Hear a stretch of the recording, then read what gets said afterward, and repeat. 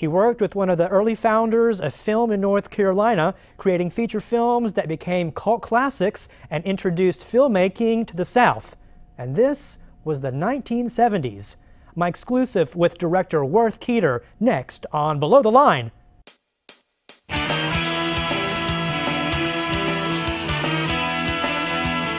It's Below the Line with George Peroulas. On tonight's show,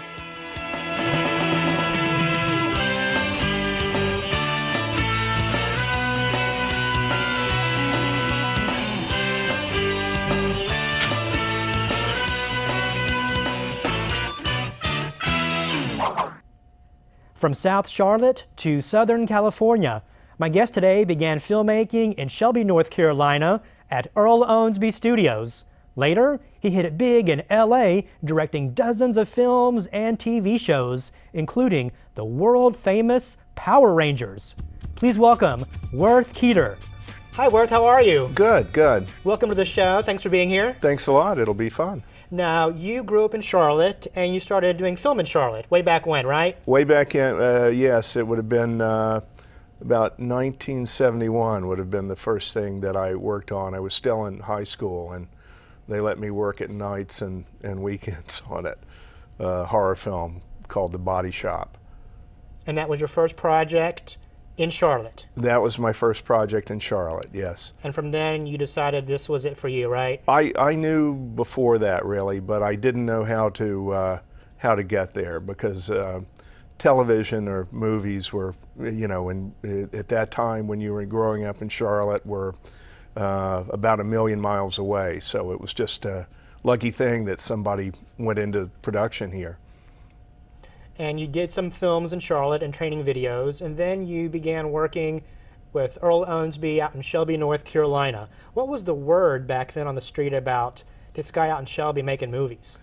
Well, he, like I had said, there had been some other movies made in the area, but Earl sort of took it up a couple of notches, and his movies were bigger, and even though they're still low-budget movies, they were bigger and more extravagant than the other things being done around here. And you know, they had, the first one had a car chase with a Italian Pantera and a Corvette, and then there was an airplane chase and an airplane crash, and they burned a house down, and it was just sort of amped up over what had been done here before. Now, Mr. Owensby wasn't making big budget movies, but he was making his kind of movies, and they were getting out there. Yes, the first one was called Challenge, and it was distributed nationally by a company called Cinemation, and it really did quite well. I mean, it played all over the U.S. in theaters, and you know, while it wasn't a top 10, it did fairly well for a low-budget film. It was back in the time that it was sort of a revenge-oriented film, and you had just had Walking Tall and the Charles Bronson Death Wishes, and so it was that sort of theme, and it did really well. And he followed that one with one called The Brass Ring, that was a sort of a sequel to Challenge. But the first one that I worked on was called Death Driver. It was about a rodeo, motor rodeo, like a stunt show stunt driver that played around at you know, at fairs and that sort of thing. So how long were you in Shelby working at the studio? I was there for 12 years, from 1975, and I left in 1987. And I started as a grip electric there, and was within a couple of years the vice president in charge of production, and directed 10 movies there. And while working with Earl in Shelby, you guys got national exposure with 60 Minutes. How did that happen?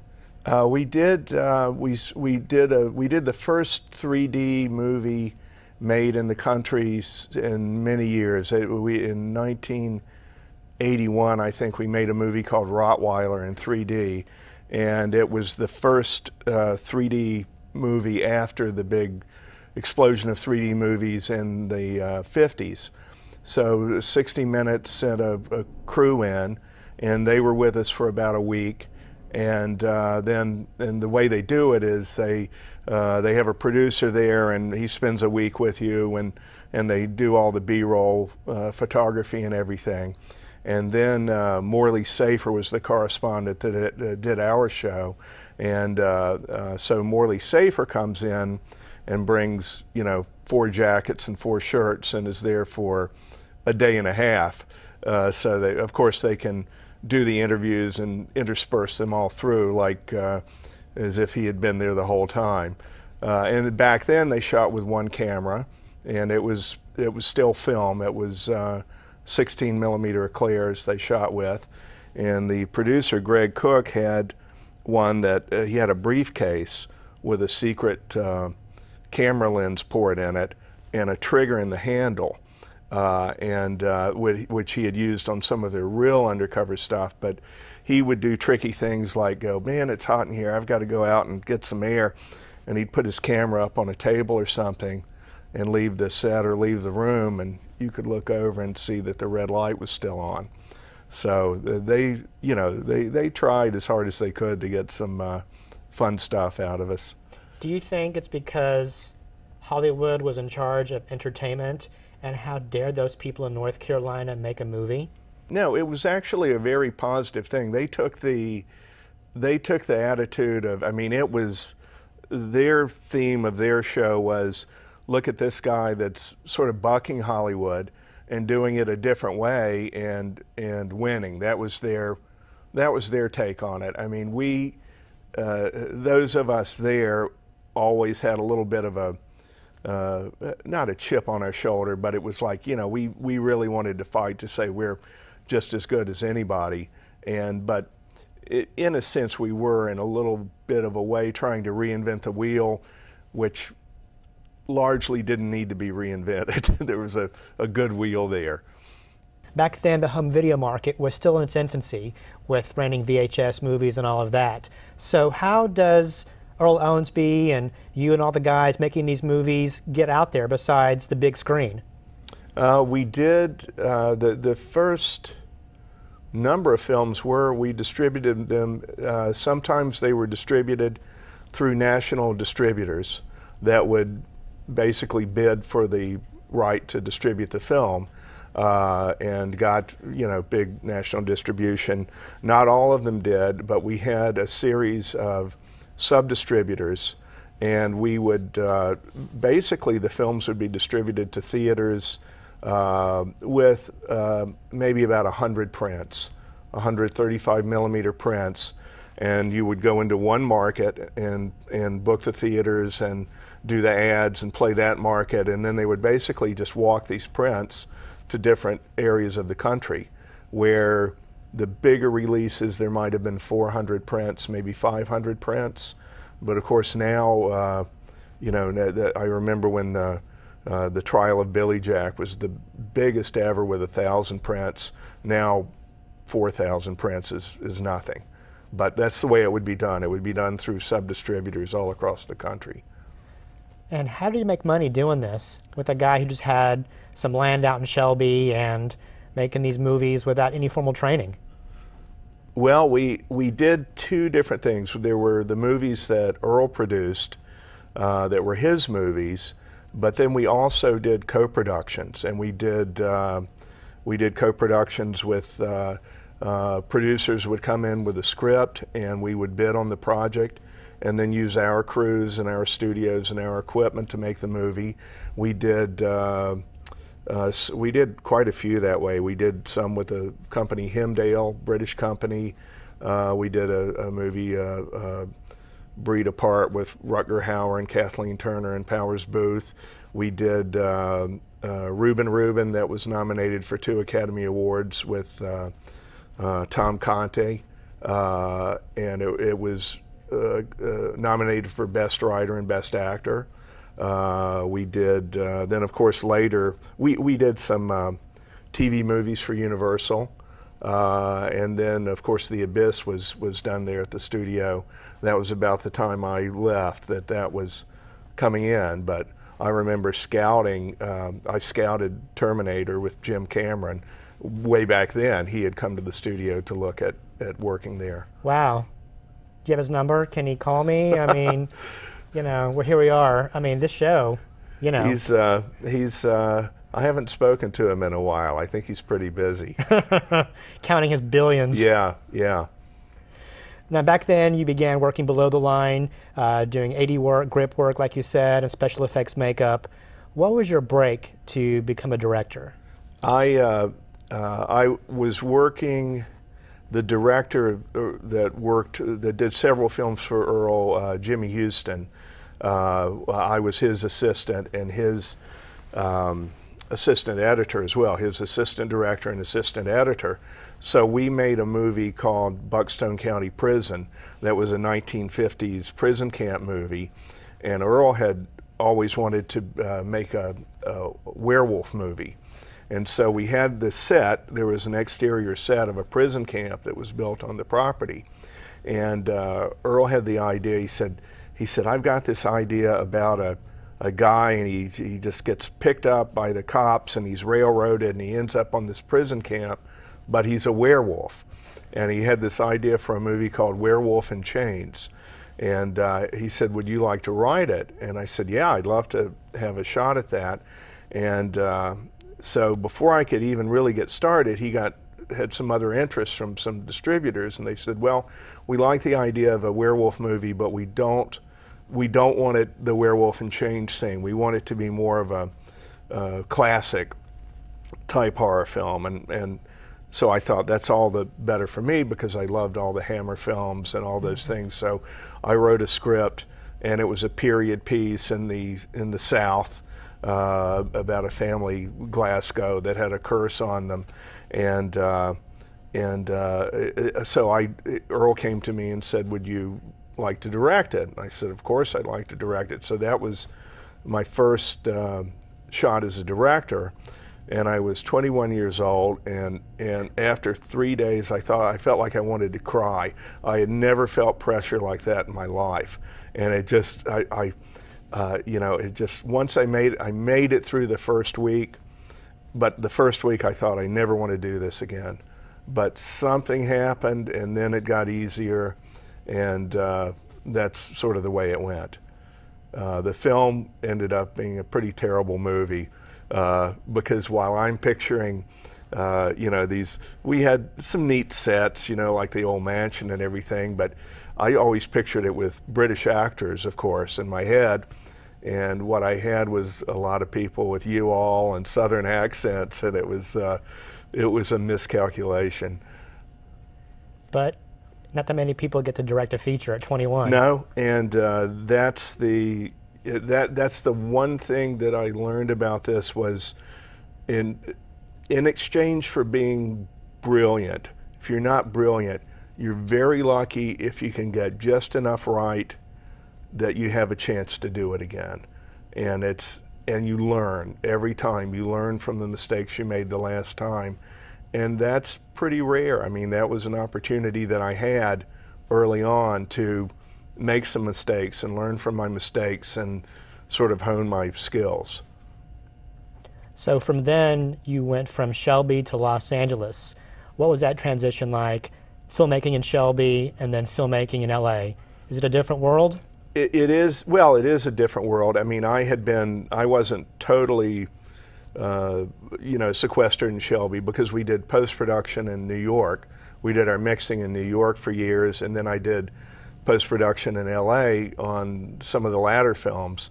So I had spent time out there, and of course, you know, went out to visit friends who had left the South and gone out there. But it was sort of a different world. And even though I had been directing films here in North Carolina, everyone in the business said, you know, that just doesn't matter there. They said, you're basically going to have to start over. And so I sort of did. I mean, what happened was I got, through a contact, the first job I had out there, I was an assistant director again on a thriller. And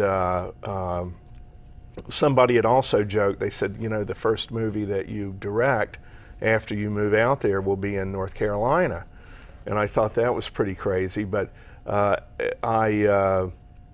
then went on to a film as a production manager, and in L.A. The company was in L.A., but they were going to shoot in Asheville, North Carolina. So I had hardly been out there 6 months, and so here I am coming back to Asheville, North Carolina in the middle of the winter. It was like 5 degrees to work on a movie that ended up being Trapper County War, but there were some problems with the director, and he got ill in the first week. So I ended up being the replacement and ended up directing the film.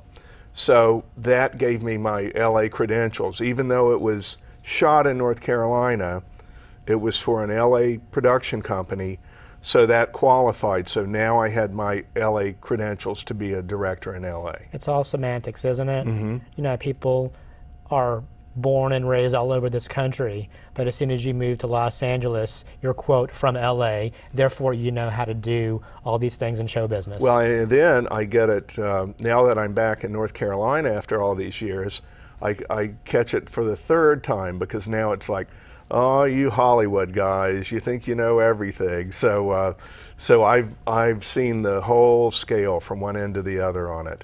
Very good. Coming up next, find out how Worth Keeter got involved in one of the biggest TV series that quickly gained a worldwide following. Stay with us.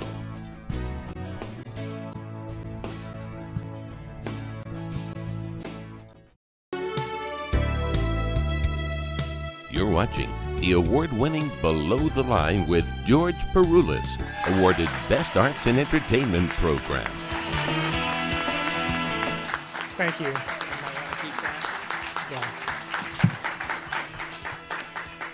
Wow, I'm shocked. Thank you so much. First of all, thank you to the judging panel who thought I was best this year. We won. Thank you again.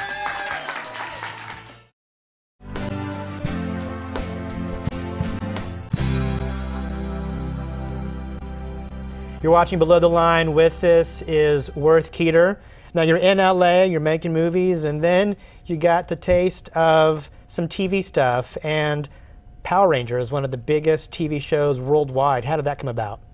Well, I had done a little bit of television before that, but interestingly enough, going back to the two things I mentioned earlier, that first movie that I worked on in LA, where I was an AD, was for the director was Shuki Levy, who was mainly a composer, and he was partners with a man named Haim Saban, and they did music for children's television, for cartoons and so forth. So this thriller that I worked on, Shuki had written it and directed it, and I was the AD. When I got that film in Trapper County War in North Carolina, and we went back to LA to do post-production, I chose Shuki as the composer on it. So he did the musical score for Trapper County War. And then I was busy with some other things and some other movies, and one day I'm with my editor, we're going to lunch, I'm in my little convertible, very Hollywood-like, and I hear a voice call out to me, and it's Shuki Levy crossing the street. They had a big building there in Burbank, and he said, call me later. So I called him, and he said, I want you to come by and meet with me. And so I went by his office, and he said, we'd like to, by that time their company, Saban Entertainment, was doing a lot of TV movies and things, and he said, we'd like to sign you to a year contract to direct. He said, we're doing TV movies, we're doing all sorts of things, and he said, and we had this children's series that we just started, and he showed me some footage from Power Rangers, and it made no sense to me whatsoever. It was the craziest looking stuff that I ever seen in my life. And I said, well, you know, that's sort of a big commitment, a year, and so I said, let me go home and think about it, because I had another offer for a movie that was a pay-or-play offer. And so I thought about it, and I called him back, and I said, you know, thanks a lot, but I don't think I want to be tied up for a year. And that was about 5 in the afternoon, And then after sleeping on it overnight, I woke up and I went, that was crazy. I called back as soon as his office was open and said, if that contract is still available, I'd love to do it. So we did, so that was, I got in very early on Power Rangers, and it had just gone on the air, and but that was before the the big show at Universal that just blew the top off of it. But anyway, that's how I got involved in that show, and I did tons of those. I did their other shows. I did VR Troopers and Big Bad Beetleborgs and Masked Riders. So it was, you know, it was just a great thing to always have available. I could do a movie and then go back to do the television. Yeah, that just seems unbelievable to be in on the ground floor of a series like that that became the top-rated TV show worldwide, you know, in France, Canada, Germany, Israel. Yeah, what was going on? It was the second most watched television program on the planet Earth at that time, and number one was Baywatch. Baywatch was the #1 watched television show on the entire planet, and number 2 was Power Rangers, which is interesting because later I did a movie with, before I had done a movie with Pamela Anderson, who was on Baywatch. So, but yeah, it became a huge phenomenon, and it was unbelievable how big that show got. And besides doing that, you also worked with one of the great TV writers and creators, Stephen Cannell. Yes, I did. I did a show called Silk Stockings, and I was lucky to get to do one of Stephen Cannell's, a script he had written himself, because back in the 80s, Stephen Cannell was the biggest guy in television. He had everything. He had the A-Team, he had the Rockford Files, but he was a great writer, and anybody that remembers that time would remember at the end of every one of his shows there was a logo, and it was Stephen Cannell sitting at his typewriter, and he'd pull a page out and throw it in the air, and that became the logo for the show. And when I first was out in Hollywood, I'd stay at the Holiday Inn on on Hollywood Boulevard, and out my window was this big black building that said Cannell on it. So it was it was just a really cool thing for me to get to do a show for, a guy that was such a tremendous writer and tremendous creative force in television. Next time on Below the Line, part 2 of my interview continues with Hollywood director Worth Keeter. Here is a sneak peek of our next show. What makes a good director? I think you have to be strong technically. I have a background in editing. I've been a cameraman. I've done so many of the below the line jobs that it gives me a good understanding of what's going on. Is there a difference in the business aspects of entertainment now than it was back when you started? It's tremendously different. What do actors need to know when they get on the set that weekend workshops and acting classes don't teach? Most acting classes and teachers focus on different methods of teaching acting. I sometimes have a problem with these things because I think sometimes the teachers create different methods to stand apart so that they can keep their students where their students are. That's all coming up next time on Below the Line.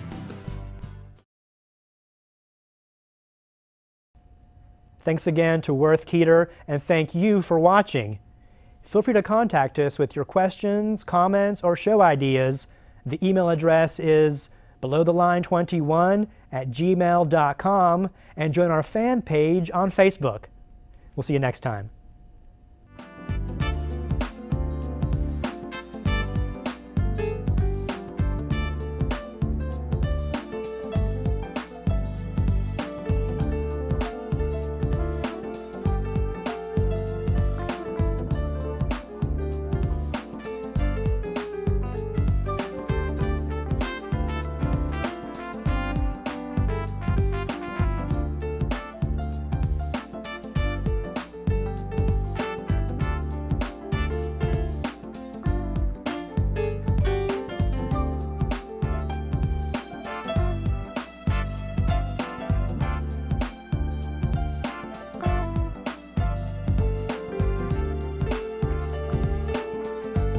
For more information, comments, or questions about the show, email us at belowtheline21@gmail.com.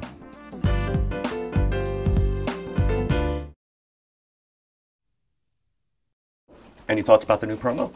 I'm tired of using mediocre actors with overinflated egos. How about little kids? They'll make you look taller.